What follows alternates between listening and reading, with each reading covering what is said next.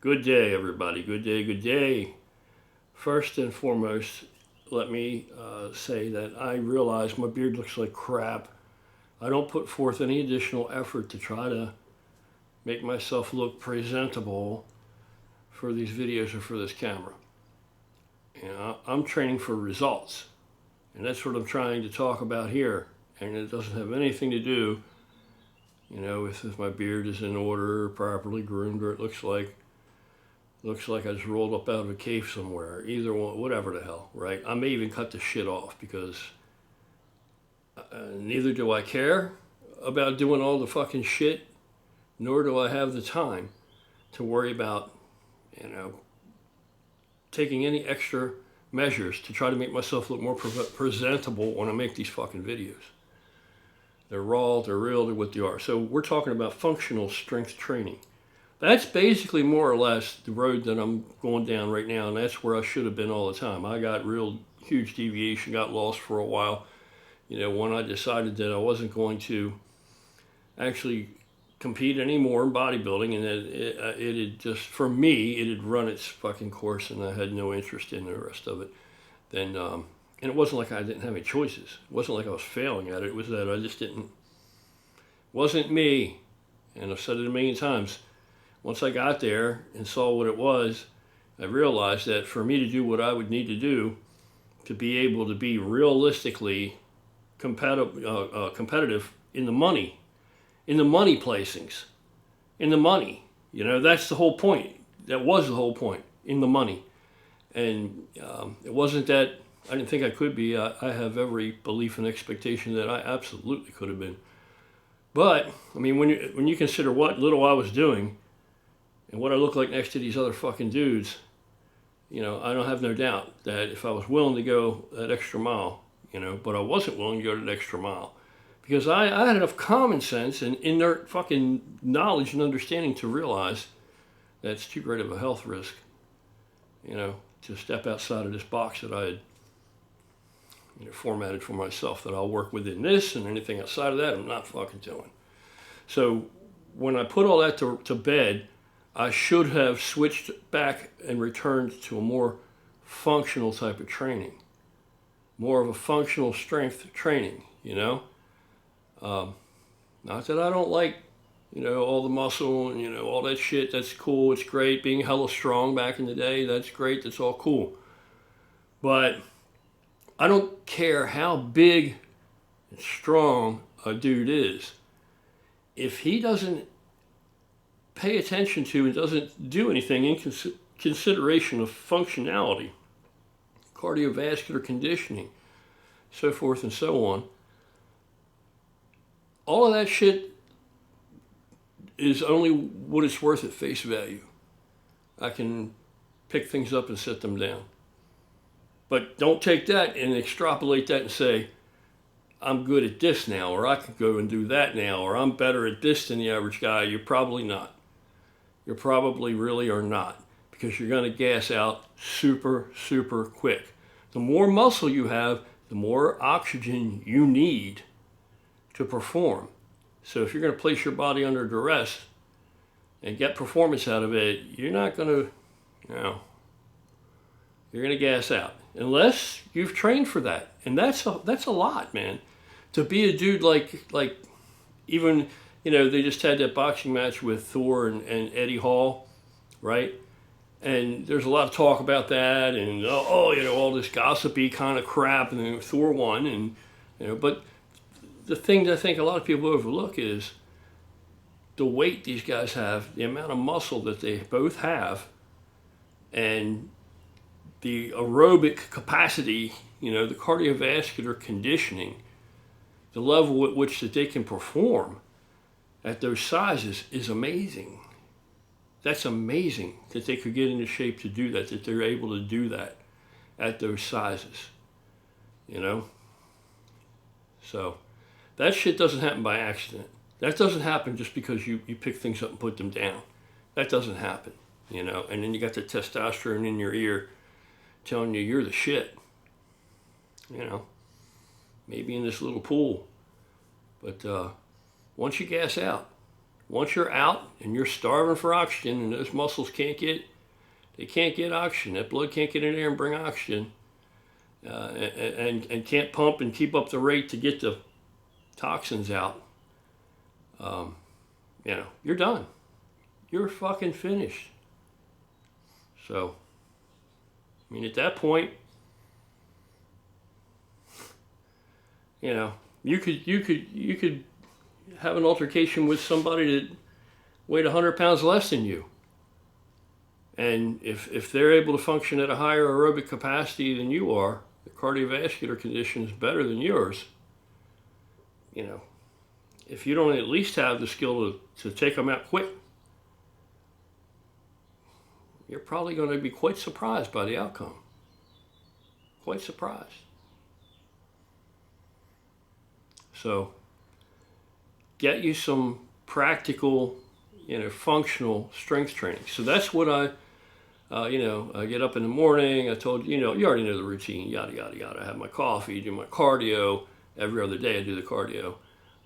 Finish my cardio, drink my water, my sport formula, my Tudka, have my first meal, let that digest a bit, head downstairs, and work on the speed bag.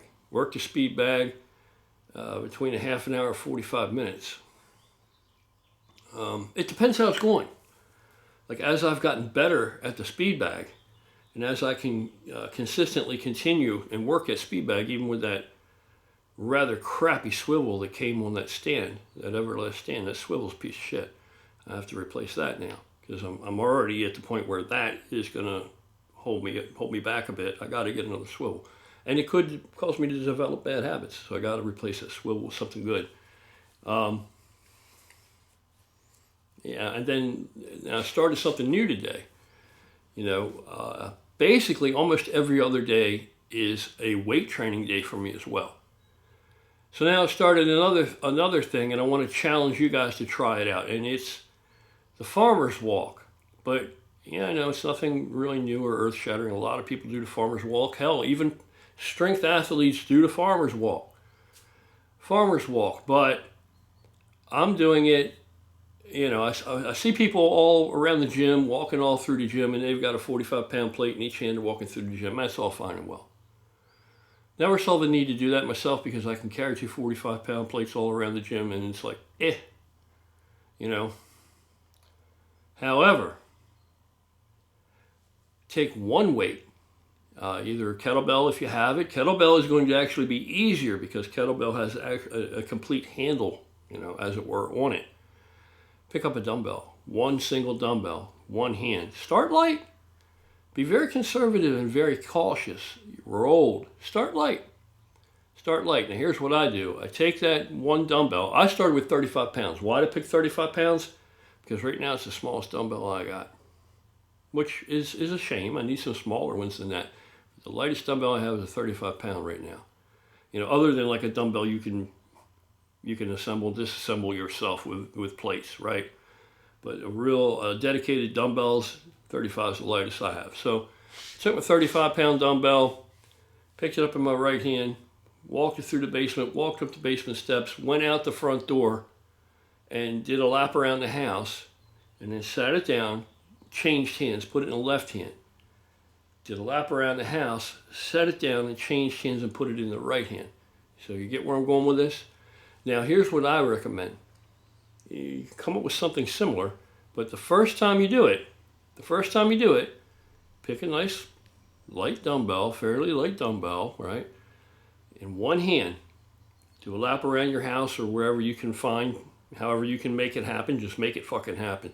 Do one lap around your house, sit it down, pick up with the other hand, do another lap around the house. Now here, this is basically farmland out here.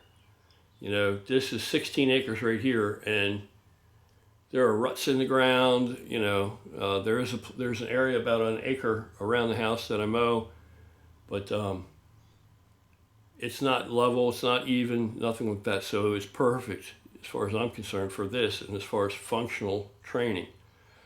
So if you go one lap with the right hand, one lap with your left hand, Then pick the dumbbell up and walk it back to wherever it went with the opposite hand from which you had picked it up and withdrew it from wherever it belongs, right? And then that's it. So you're sitting there saying, that ain't fucking shit. I can do that in my sleep. Okay.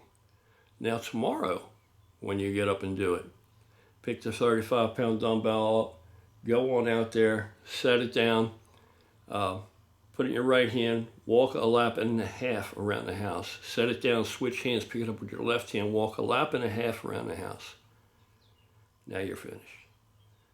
Now pick it up with whatever is not your dominant hand and bring it back in the half lap into the house and put it back where it goes. Okay? Then the next day, the very next day, so this is only your third day, take that same dumbbell out there, 2 laps around the house, okay? Do 1 lap, stop, pick it up with the other hand, 1 lap, stop, pick it up with the other hand, 1 lap, stop, pick it up with the other hand, 1 lap, stop. The next day, 1.5 laps each hand. Right, see where I'm going? Then the next day, 2 laps with one, set down, 2 laps with the other, set down, 2 laps with the other, sat down, 2 laps with the other. You know what I mean? Continue to escalate this fucking thing, or something thereabouts. You're going to reach the point where it's going to become extremely taxing very quickly. But when you get to where you can go 3 entire laps around the house with the dumbbell in one hand, when you get to the point that you can do that, then the next time you're going to work out, pick up a dumbbell that's 5 pounds heavier and ratchet everything back down and do the same. Right? So as you continually do this, you're going to build, some really good strength, and you're going to build some really good core development, and it's a very good transverse challenging exercise. And transverse movements are the movements that are going to be most practical. They're the least trained by most bodybuilders or weightlifters. They're the least trained by most, not everybody, least trained by most, but they are the types of exercises that are going to yield the best results in real life functionality, in real life challenges and real life things that you're going to need to be able to do. Try that out. So eventually I'm going to start to make videos of, little clips and segments of this entire workout once I have this thing, down and going. I wasn't going to wait and plan out the perfect workout, because you don't know how perfect it is until you actually employ it and put it in motion. But I wasn't going to wait and try to come up with this fucking workout, and then begin to video it and do all this stuff about it. No, because I don't have time for that. I have to get my ass moving, and that's what I'm telling you to do. Get moving, do fucking something. Do something. If it's not ideal, then you just modify it as you go. Correct it, make your corrections as ever necessary. Your body knows what it needs. Body's going to give you feedback. Body's going to let you know. Because we're all different. So I think try that, you'll be surprised. Don't just sit there and say, oh, that ain't shit. Try it, you'll be surprised. One-handed, uneven ground, practical, real-life situation as much as possible. Try it. Small steps to the moon.